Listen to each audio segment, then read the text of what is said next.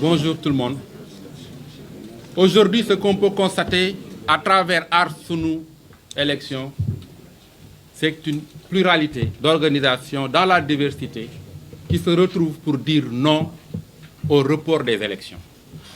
Ce qu'on constate ici, c'est qu'on pouvait même organiser 7 conférences de presse. Parce qu'il y a 7 familles d'acteurs regroupées ici. Ces 7 familles d'acteurs, chacune de ces familles pouvait organiser une conférence de presse. Les syndicats pouvaient organiser une conférence de presse. Les religieux pouvaient le faire. Des personnalités indépendantes pouvaient le faire. La société civile à elle seule pouvait le faire. Et chacune des conférences de presse serait légitime par rapport au choc violent et brutal que nous avons vécu le samedi. Mais on s'est dit, en nous retrouvant ensemble, nous serions plus forts. Nous allons aller au-delà de l'indignation. Parce que c'est d'habitude, en général, donc quand ces trucs se passent, les organisations de la société civile s'indignent. Mais aujourd'hui, la réponse, c'est d'aller sur le terrain pour dire non au putsch, je ne sais pas comment dire encore, au coup d'État constitutionnel. Le processus électoral est entaché déjà d'irrégularité, avec un fichier à problème, 900 000 électeurs non identifiés, un système de parrainage à problème, une administration aux ordres, une administration à problème. Aujourd'hui maintenant, on va vers le report des élections, ce serait le comble.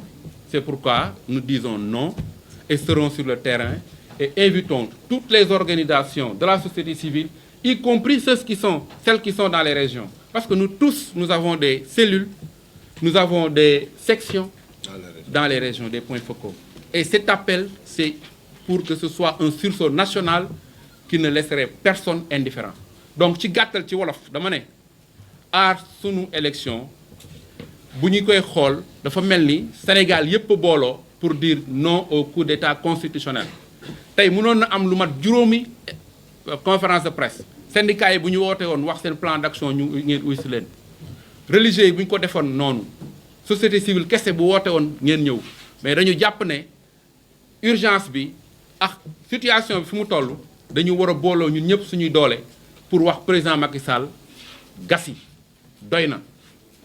Et loolu du ñun ñi fi nekk rek la soxal organisation yi nekk ci àll bi organisation yi nekk ci gox yeex gox-goxaan yi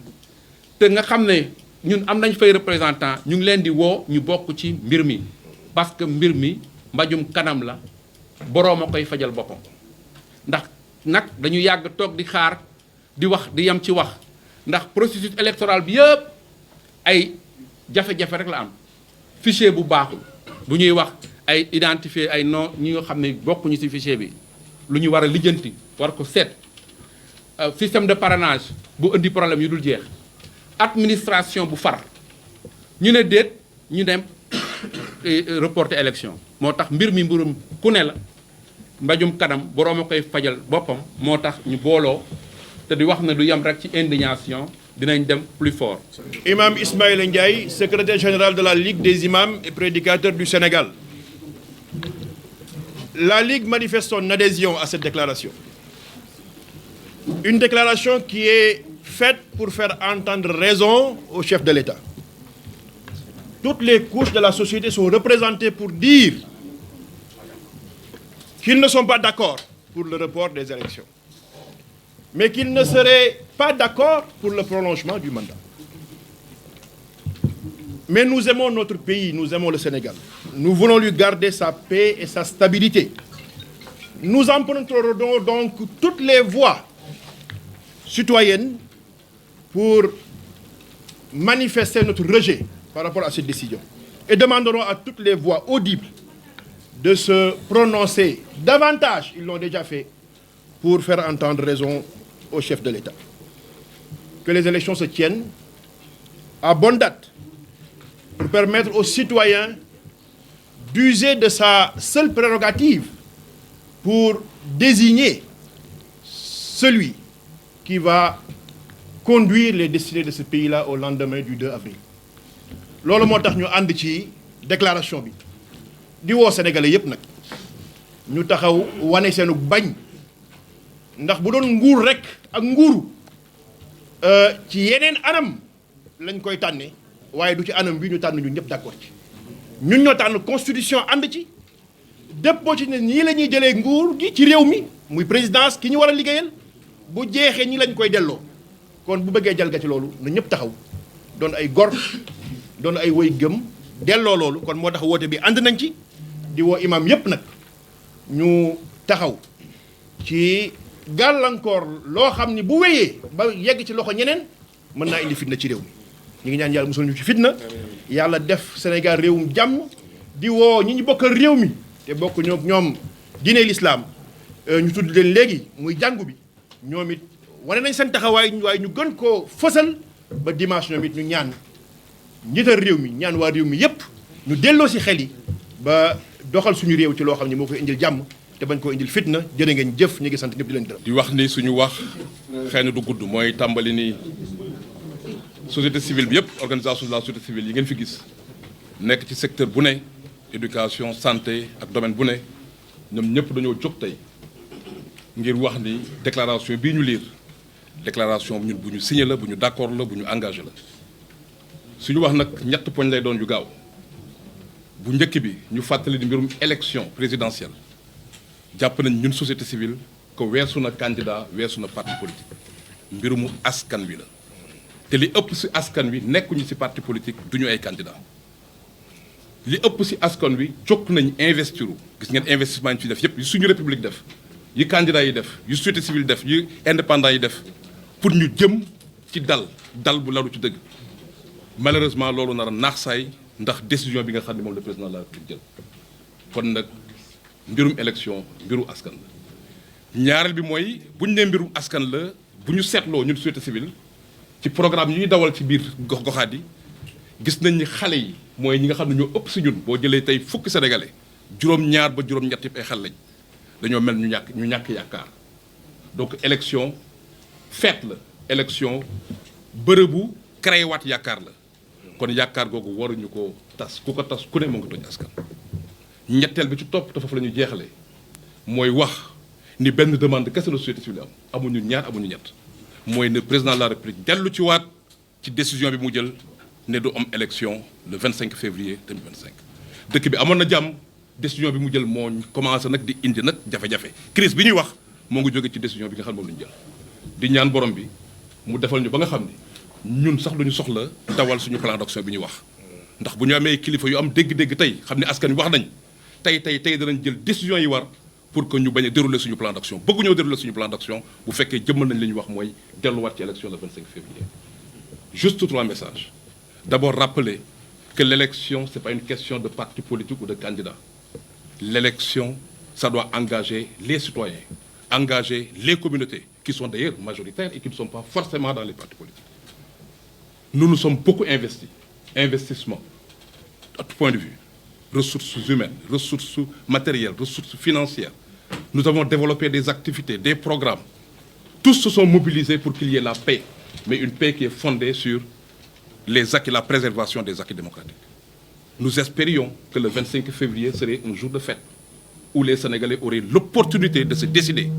pour voir à qui confier leur Sénégal. Aujourd'hui, nous demandons évidemment à ce que cela ne soit pas oublié. Notre deuxième message, c'est regardez les dernières données démographiques qui nous rappellent que 3/4 d'entre nous sont des jeunes. Ils ont besoin qu'on recrée l'espoir.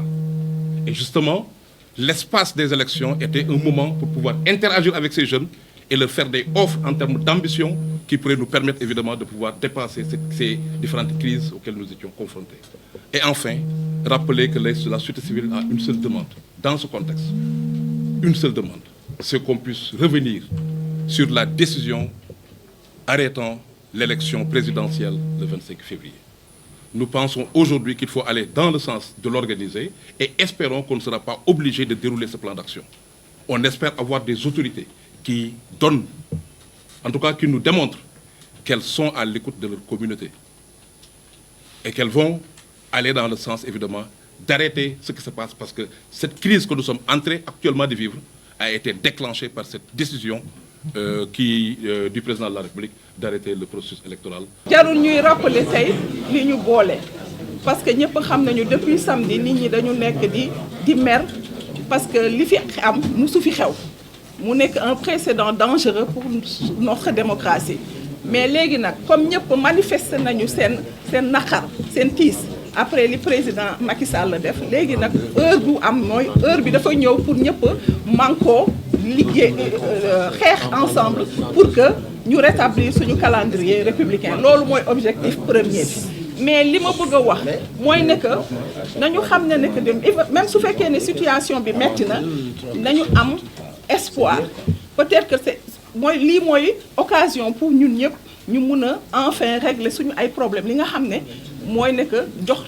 pouvoir bu bëri ci suñu président loolu yàgg nañ ko fi xeex assise nationale wax na ko ñëpp wax nañ ko ba léegi yàlla bu defee ne que ñu génn ci nguute bii ñu nekk ba ñu rétablir calendrier électoral bi ba élection yi am man bëgguma sax nit ñi di wax ay waxu ay 15 décembre yooyu yëpp buñ ko sax tudd nañu fexe ba après si nit ñi mun a organiser élection yi ba tax ne président beneen bu fi mun a ñëw du am choix lu dul dimbali nit ñi pour que ñu refonder suñu constitution parce que ñëpp xam nañu ne que constitution bi dañ ko jëlee ci nasaraan bi te ñoom ci seen bopp ñoom utiliser wuñu boobu parce que dañ ko bàyyi ñoom constitution bi ñu hérité ci colonisation bi mooy constitution ci seen 4e république ñëpp xam nañu lu mu loolu ñoom ci seen bopp arrangé wu leen donc léegi ñun tamit il faut ñu ko góorgóorlu après lii ñu am ci yaakaar ne que metti na certes mais occasion là pour que vraiment ñu régler définitivement problème bi parce que ñëpp a ngi woote refondation depuis longtemps. Vendredi c'est déjà décliné qu'on aura donc une journée de prière et nous demandons à tout le monde, tous les musulmans de se rendre à la mosquée habillés de blanc donc avec les couleurs donc du drapeau national pour manifester notre colère et notre indignation. Et ce même dispositif est repris le dimanche avec nos amis de l'Église. Je pense que c'est important. Et que la semaine prochaine, il est prévu le 13, un grand rassemblement. Donc le format et les modalités seront commis et informés et communiqués. Et il faut aussi dire qu'il y a des actions sectorielles où nous allons participer et amplifier toutes ces dynamiques-là. On a prévu une grève générale. Donc les syndicalistes vont y revenir avec des actions ciblées. C'est pour cette raison que nous allons donner la parole aux acteurs pour montrer que nous sommes une grande coalition de la société civile. Et rappeler que notre ligne d'action, c'est une réponse citoyenne. C'est une réponse citoyenne. C'est le citoyen qui a été agressé. C'est le citoyen qui a été spolié. Donc la réponse doit être à la hauteur de l'agression. Et c'est pour cette raison ce grand rassemblement citoyen pour les élections est mis en jour et que nous utilisons tous les moyens légaux qui nous permettent un peu de rétablir le citoyen dans son bon droit. On va donner la parole aux acteurs. On en a en wolof. C'est compliqué. li ma wax léegi dama koy tënk rek li may tënk mooy que ni dañuy dem aar élection yi dafa nekk organisation boo xam ni dafa regrouper acteurs yëpp société civile li ñu tax a jóg mooy une réponse citoyenne nan la citoyen bi la ñu tooñ ndax citoyen la ñu xañ ay yelleefam ndax juróomi at yu nekk citoyen dafa am sañ-sañ fal ay nguuram président am loolu la ñu xañ donc la réponse qu'on veut li ñuy apporter mooy une réponse citoyenne moo tax tey ñu commencé ci benn plan d'action ñu plan d'action 1 ñu commencé que tey ci point de presse ajuma ñu def une grande prière parce que ñaanal parce que mettitlu parce que nit ñi dañ nii la defa ni suñu la tooñee soo mënul baax da ngay mettitlu imaam dañ fi ñëw moo tax dañ koy mettitlu ba suñu biir xol ajuma def ko aussi dimanche semaine bi mardi daanu def un grand rassemblement boo xam dañuy woo citoyens yëpp pour loolu prévoir nañu si ay grève générale syndicats yi daan ñëw xool seen dispositif mais dañuy wax ni aussi am na yeneen initiative yeneen approche yoo xam ne jël nañ ko matuk lépp loo xam ne dañ ko jël ci wàllu citoyenneté aar élection dana ñëw jàppal leen doole leen ñu mën a amplifier cette situation. maa ngi nuyu waa Sénégal yëpp ñi nekk ci biir réew mi ak ñi nekk bitim réew di leen wax ne kàddu gu ma yëkkati muy kàddu ay seeni mbokk yoo xam ne ni dañoo jóg ànd parce que réew mi dafa soxla ay doomam taxaw ngir wone seen naqar ak seen métit ci li nga xam ne ni moo xew ci réew mi jóge ci décret bi nga xam ne ni président de la république moo ko signé ba pare yi tamit assemblée nationale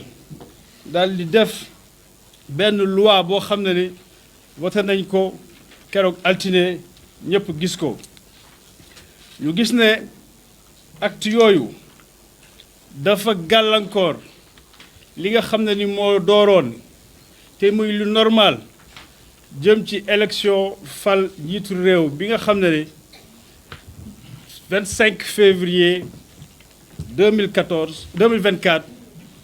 la waroon am loolu dakkal nag campagne électorale bi waroon commencé dimanche bi passé 4 février bu ñu jàppee ne Sénégal tey jii doon na réew boo xam ne ne doon tey bëri nañu jafe-jafe amul lenn loo xam ne ne xew na fi lu war a tax xeetu décision yi ñu ko fi jël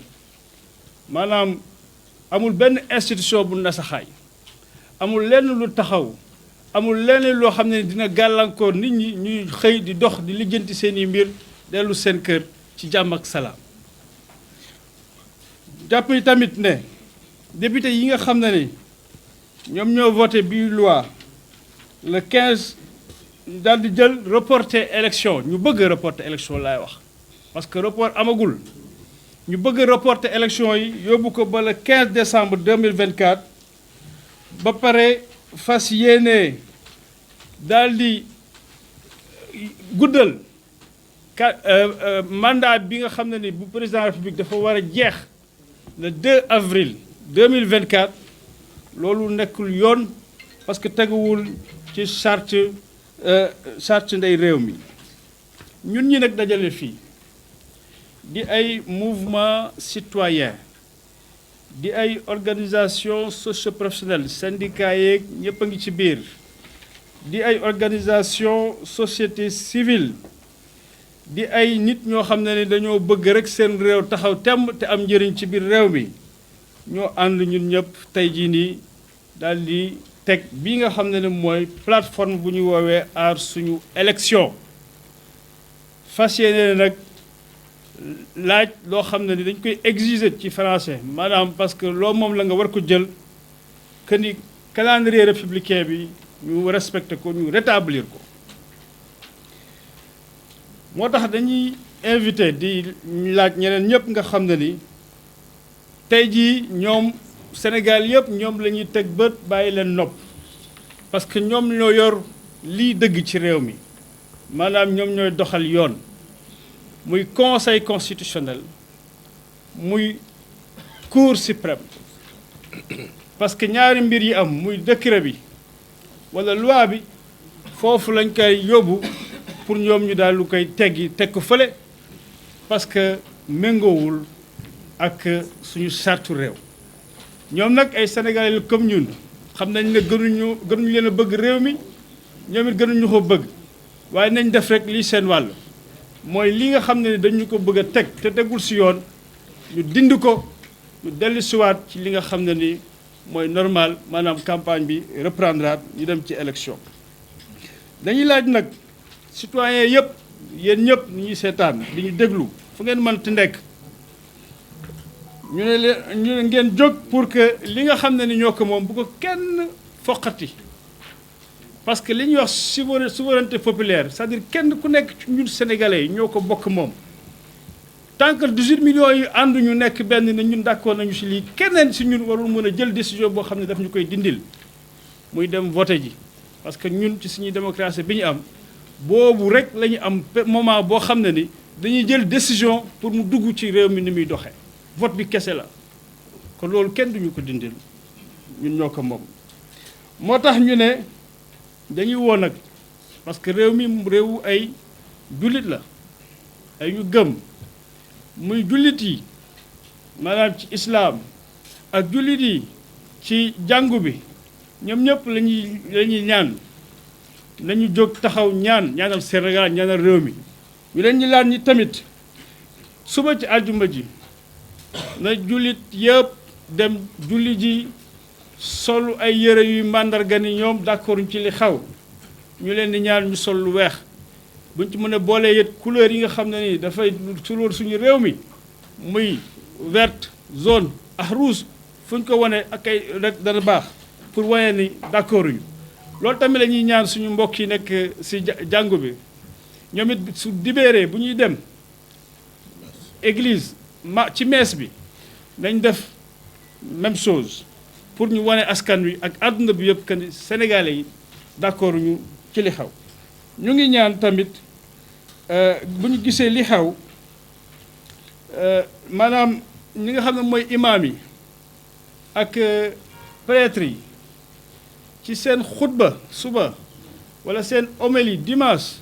nañ ci rappeler ne askan wi dañu war a topp luy dëgg mooy rétablir la légalité constitutionnelle ak le calendrier républicain le calendrier électoral. Donc moo taxit ñuy woo tamit fa lay daanelee ñëpp ñi nga xam ne ay organisation lañu ci réew mi indépendante ñëpp ñi nga xam ne ni force vive lañu di woowee am njëriñ am kàttan ci ak liggéeykat yi ñoom ñëpp nañu ànd doon benn say nekk benn parce que boobu la ñu yàlla di jàppale ci dëgg pour que acteurs yëpp ñu daal di participer ci li nga xam ne ni mooy mobiliser wu am na nag ay action yoo xam ne bëgg nañ ci woo ñu jàpp si dajaloo tamit ci jàmm ak salaam pour wan askan wi ak àdduna bi que ni d'accord ñu ci lii te dafa war a dakk tey jii jërë ngeen jëf wasalaam. Nous allons donc à partir d'aujourd'hui dérouler tout un programme, plan d'action qui va constituer notre riposte contre l'agression qui a été perpétrée contre nous, contre la République et contre le peuple sénégalais. Alors je voudrais par ailleurs dire que notre action ne se limitera pas uniquement sur le plan citoyen, sur le plan politique. Notre action est prolongée également par une action sur le plan judiciaire. Des recours sont déjà intentés, ont été déjà introduits contre le décret et contre la loi. Et je sais que cette fois-ci, le Conseil ne pourra pas se déclarer incompétent. Il ne se déclarera pas incompétent parce qu'on a touché un domaine qui entre dans son domaine de compétence. C'est une question qui entre dans son domaine de compétence. Dans une décision de 2006, le Conseil a réaffirmé qu'il ne contrôlait pas la constitutionnalité de lois constitutionnelles, sauf dans deux cas. Lorsque le contrôle de constitution, lorsque la loi constitutionnelle, la révision constitutionnelle a été adoptée en temps de crise, pendant l'application de l'article 52 de la Constitution, c'est-à-dire l'application des pouvoirs exceptionnels. Pour les Français qui sont là, lorsque on applique l'article 16 de la Constitution française. Alors là, le Conseil constitutionnel se déclare compétent lorsqu'il y a modification de la Constitution. Deuxième exception, c'est lorsque une disposition intangible de la Constitution est modifiée. Et c'est le cas, c'est l'article 103 de la Constitution. Et c'est le cas ici. Donc, le Conseil ne pourra pas se défiler. Il est obligé de se prononcer. Il se prononcera et il déclarera cette loi inconstitutionnelle. Je vous remercie. Merci.